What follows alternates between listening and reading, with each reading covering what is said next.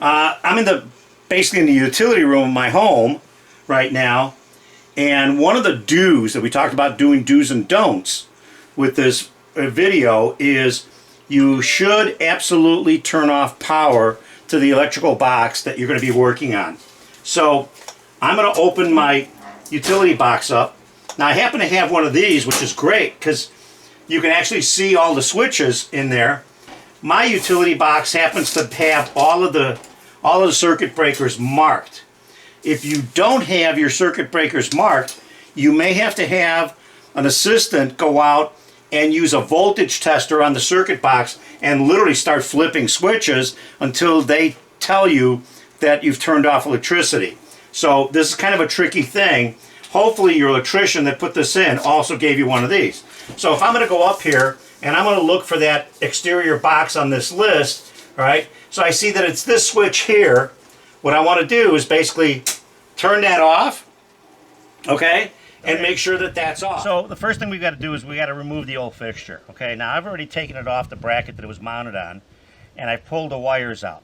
Now in an earlier episode, we talked about making sure that your circuit breaker had the correct breaker to this electrical box turned off.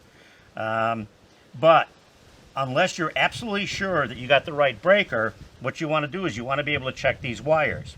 Now what I like to do is, let me reach down my toolbox here, is I use one of these. This is basically a no contact tester, and what you do is you simply turn it on and you hold it up against the wires. If the wires were live, this thing would start to chirp. So you'd hear a chirp, well, you know you have a problem because they're still alive. But in this case, there's really no chirping, so we know we got the right breaker off. Okay, if you don't have one of those no contact testers, and they're really fairly cheap, you can use a contact tester, but the difference between a contact tester is that you have to remove the wire nuts and basically hold these up against the wires, and there's a neon glow tube in here that will glow if there's current, if there's voltage.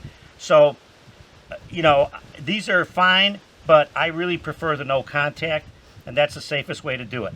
Once you've done that, you can go ahead and remove the wire nuts, take the fixture off, take the ground wire off, and let's get started with the other install.